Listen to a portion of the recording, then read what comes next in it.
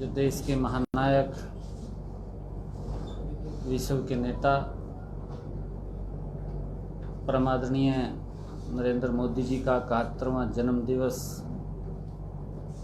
जो पार्टी ने उसको एक पखवाड़े में 17 सितंबर से लेकर के 7 अक्टूबर तक सेवा ही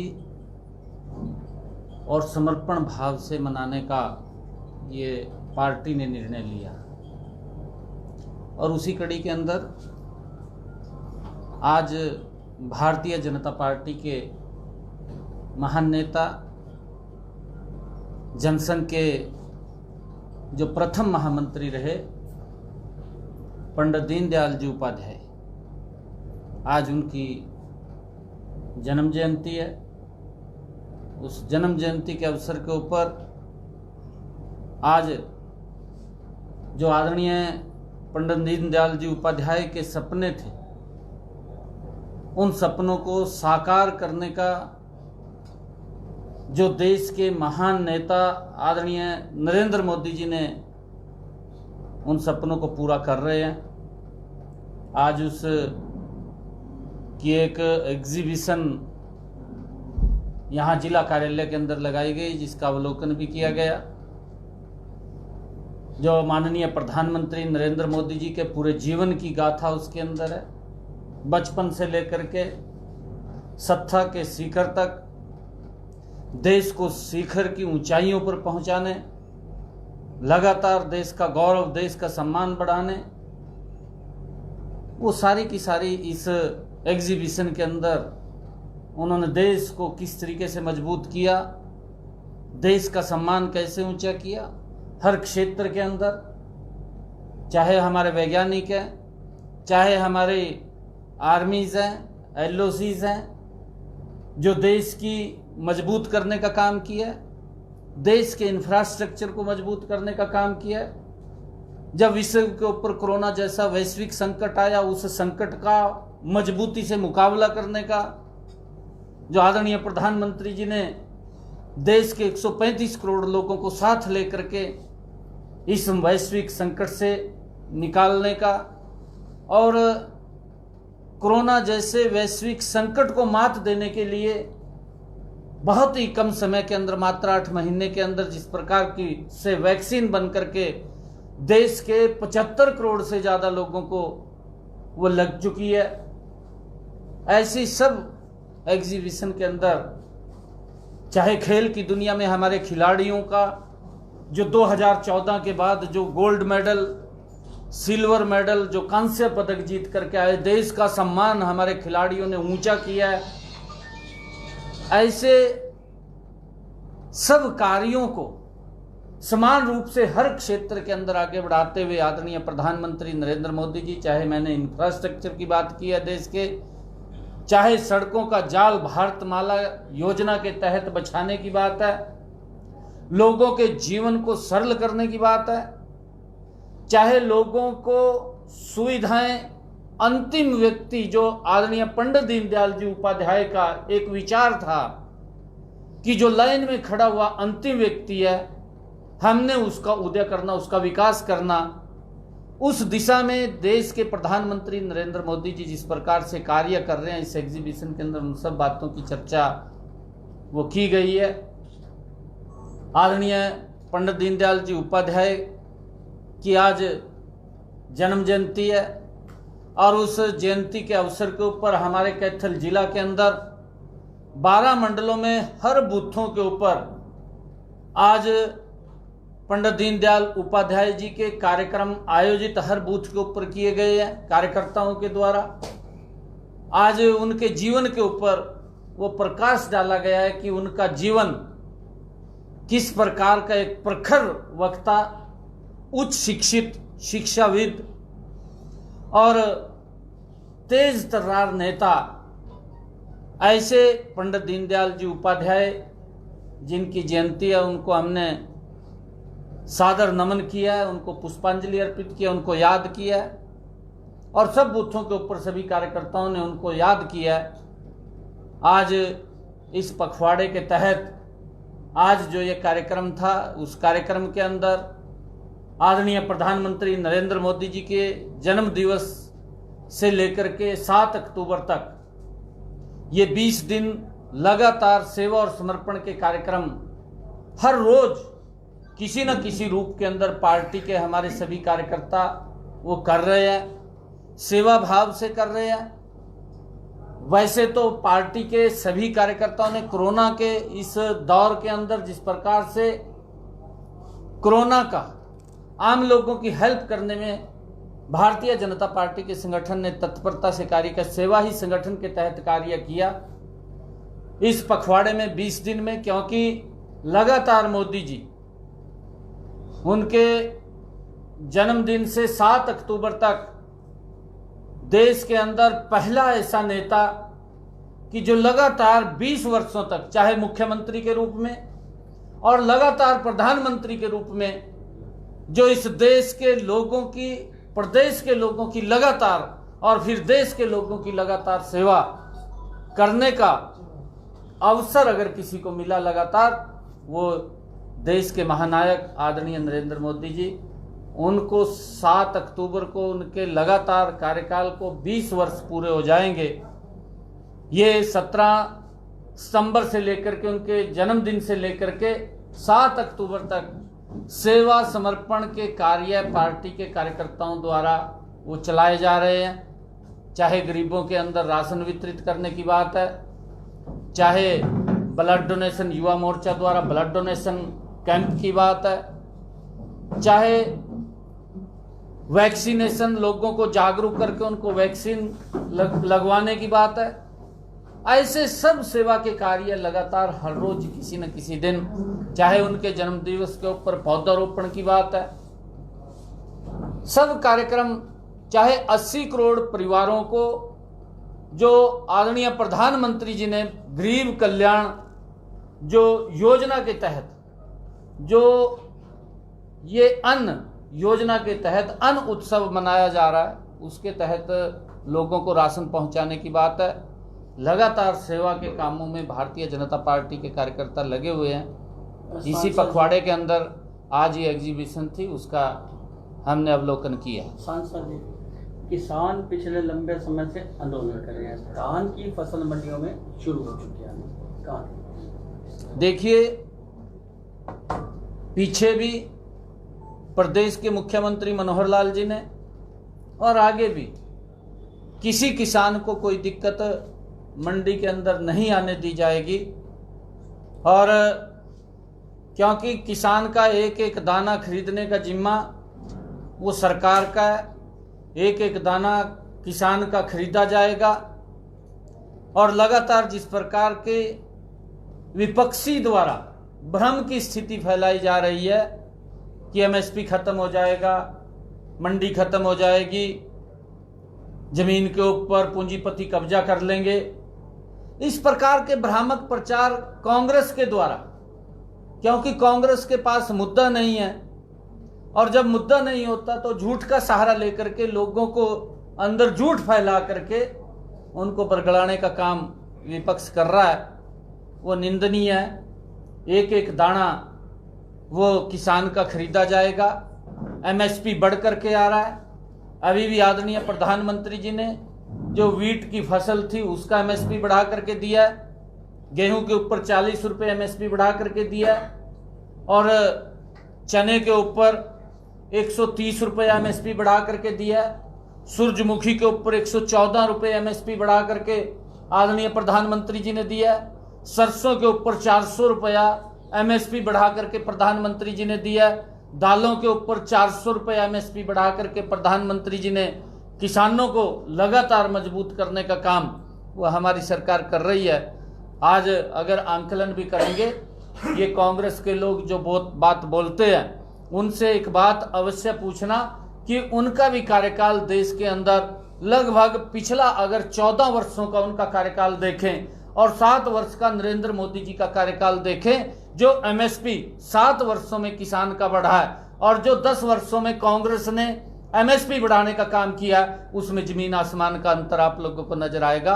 इतनी बढ़ोतरी देश के प्रधानमंत्री नरेंद्र मोदी जी ने वो किसानों के अनाज के अंदर की है, ताकि उसको उसका लाभकारी मूल्य मिले, और उसके खर्चों को भी कम किया।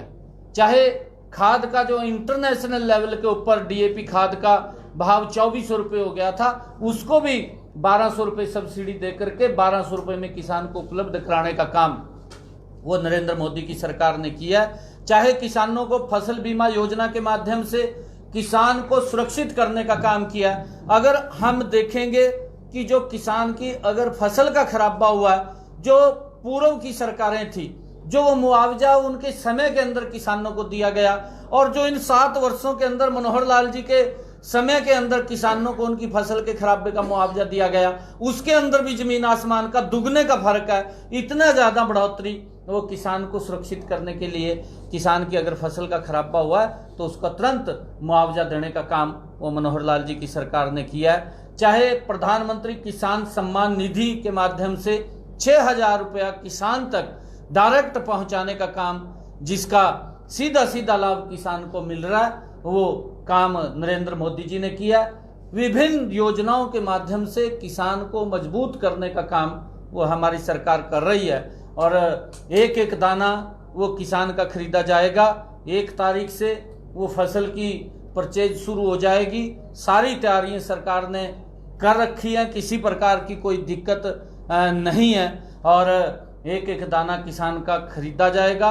और जो ये भ्रामक प्रचार विपक्ष के लोग करते हैं, इनके पास मुद्दा नहीं है, क्योंकि ये मुद्दा वहीन हो चुके हैं, और मुद्दा वहीन हो गया तो इस प्रकार की ये बातें करते हैं जिस प्रकार से कोई व्यक्ति फ्रस्ट्रेशन में आ जाता है। फ्रस्ट्रेशन में आकर के उल चुलूल बातें करते हैं। कांग्रेस के लोग इस प्रकार की बातें कर रहे हैं, और लोग समझ रहे हैं, किसान भी समझ रहे हैं कि वो लोग कौन है। जो लोग विरोध कर रहे हैं उनका सारा का सारा पर्दाफाश हो रहा है, उसके अंदर कहने की आवश्यकता नहीं है। एमपी साहब की अगर बात की जाए, लॉ एंड ऑर्डर जो कैथल का है, कहीं ना कहीं शहर वासियों को डर का माहौल है। जिस तरह से कल मर्डर हुआ और पहले 5-6 चोरियां हुई, और कुंडरी में भी फिलहाल गोली मारकर हत्या कर दी गई थी, कहीं ना कहीं पुलिस पे सवालिया निशान खड़े हो रहे हैं। क्या कहना चाहोगे? देखिए, कल ही मेरी एसपी साहब से तुरंत इस विषय के अंदर बात हो गई थी कि ऐसा ऐसे करके हुआ है, जल्दी ही जो भी दोषी व्यक्ति है उनको पकड़ लिया जाएगा।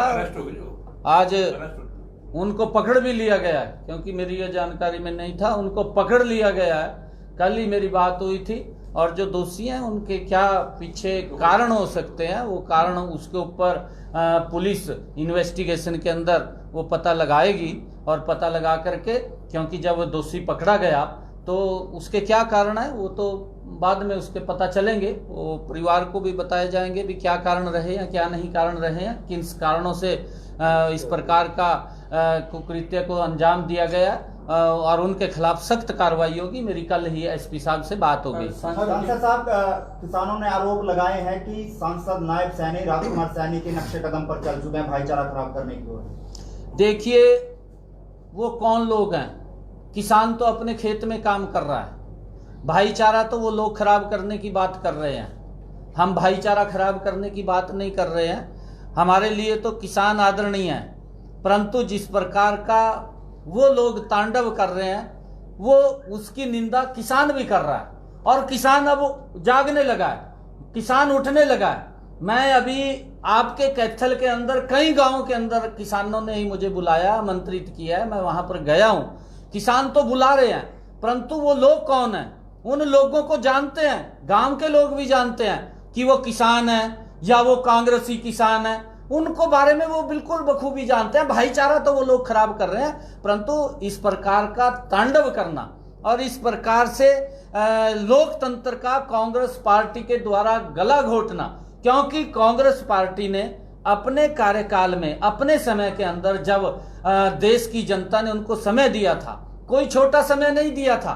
मैं आप लोगों के माध्यम से उन कांग्रेसी लोगों को यह बताना चाहता हूं कि जब कांग्रेस को 55 साल तक देश के अंदर शासन करने का अवसर दिया था और उस वक्त किसान का शोषण होता था, तो वो लोग कौन से बिल के अंदर घुसे हुए थे, उनको ये सोचना चाहिए।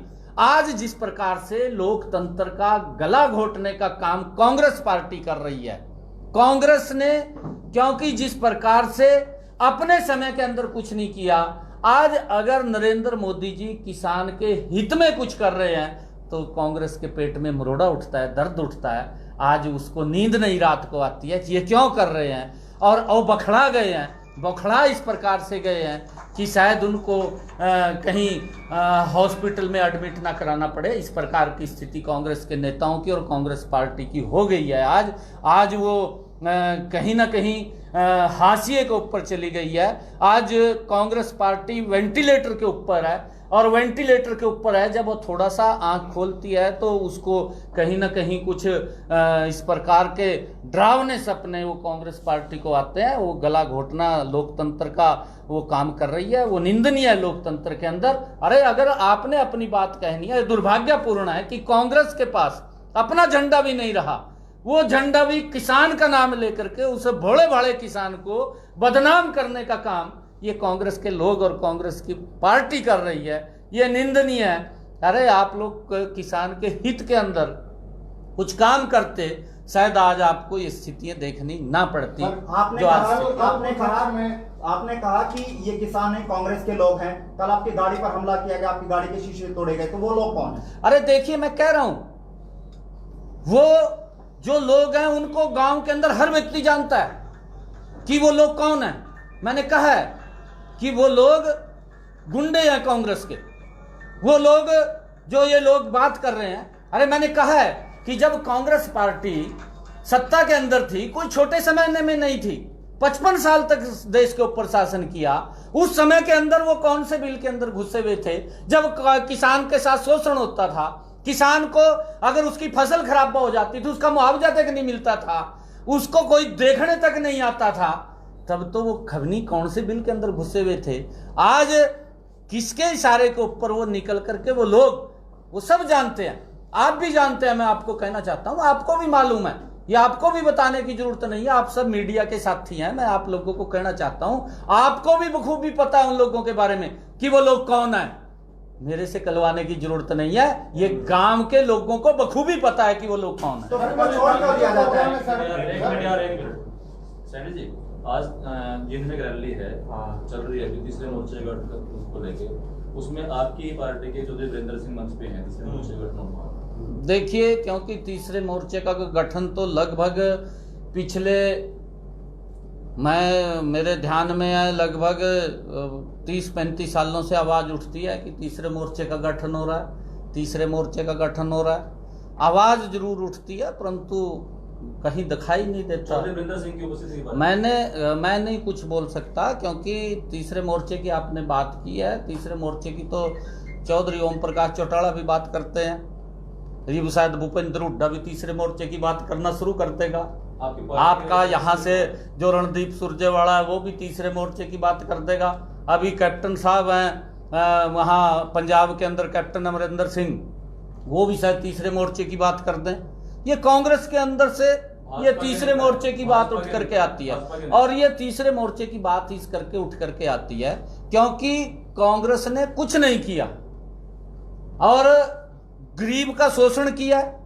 आज मैं आपको बता रहा हूं, मैं आज आपको बता रहा हूं, कांग्रेस ने जब भी इलेक्शन आया ये बात कही है कि हम गरीबी हटाएंगे, ये नारा देते थे।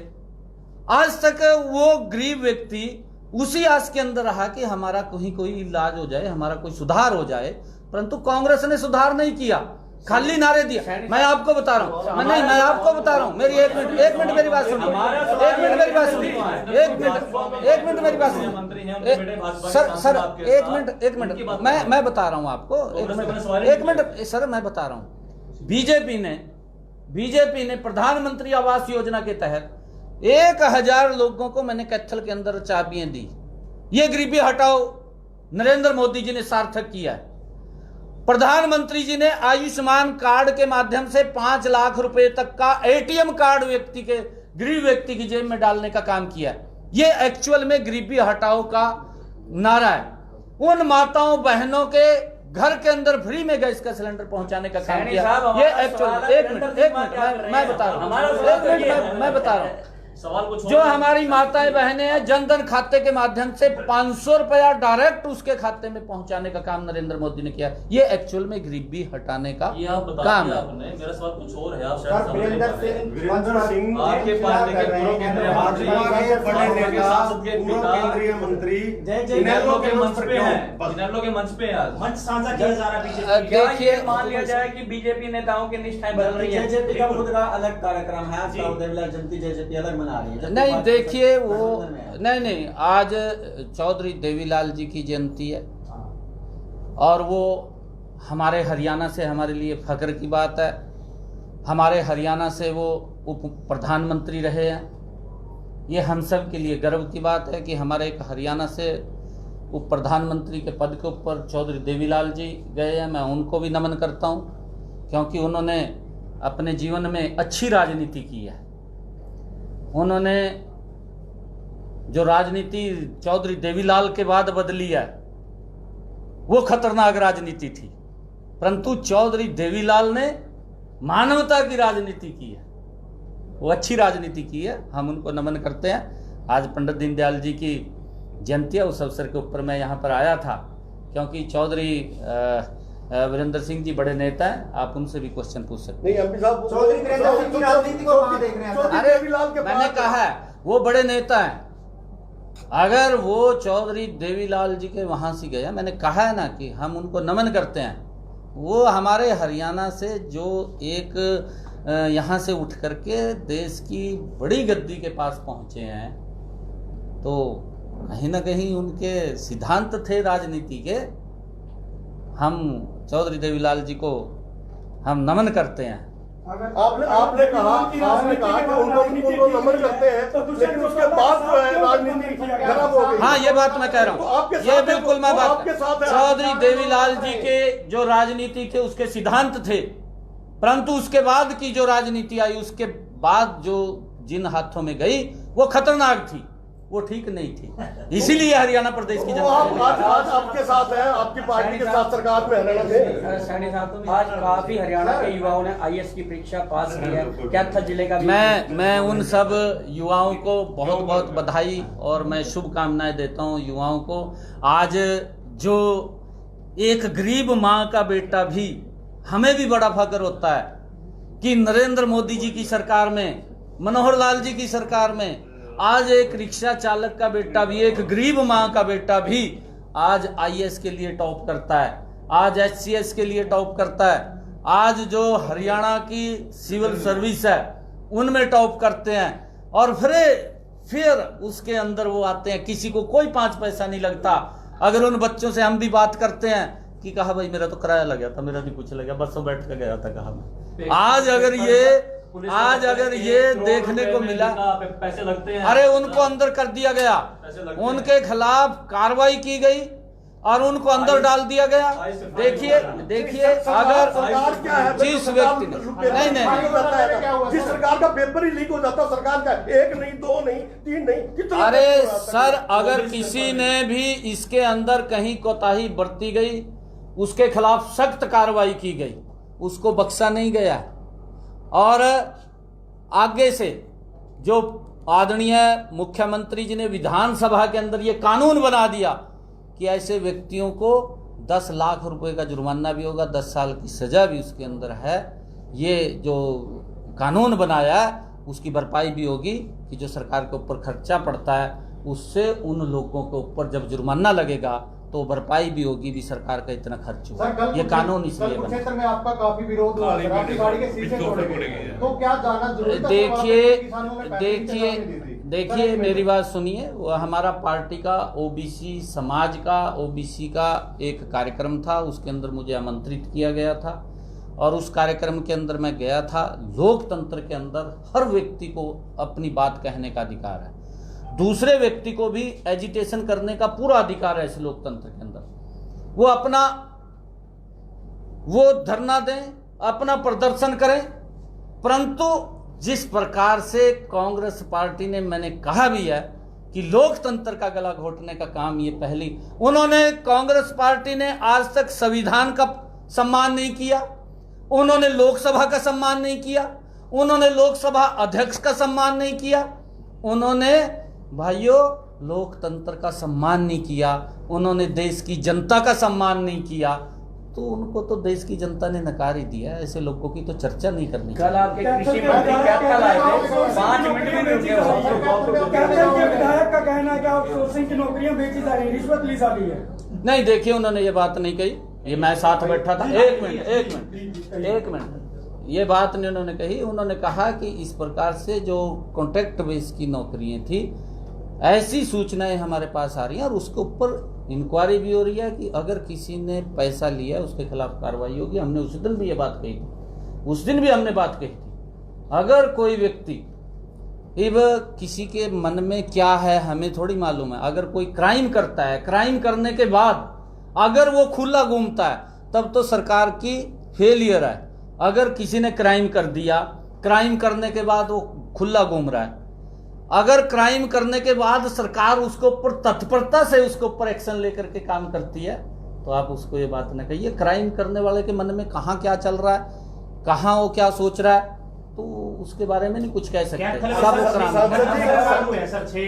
मैंने कहा है कि उसको पकड़ लिया गया। आज तक भी सर 6 जो केस हुए हैं जिसमें मुनीष हत्याकांड है, वो आज तक पुलिस ट्रेस नहीं कर पाई। कहाँ फेलियर है? ये सरकार की फेलियर है, प्रशासन की फेलियर है? देखिए उसके अंदर जहां पर भी ये कोई क्राइम हुआ है, कई बार कोई ब्लाइंड क्राइम भी होता है, उसके ऊपर भी क्योंकि पुलिस प्रशासन बड़ी गहनता से उसको ट्रेस करने के अंदर लगा हुआ है, हर तरीके से लगता है। ऐसा नहीं है अगर किसी व्यक्ति के साथ कोई क्राइम हुआ, अगर उसको किसी को शक होता है वो भी बताए, उसको भी पूछताछ होती है, उससे भी पूछताछ होती है।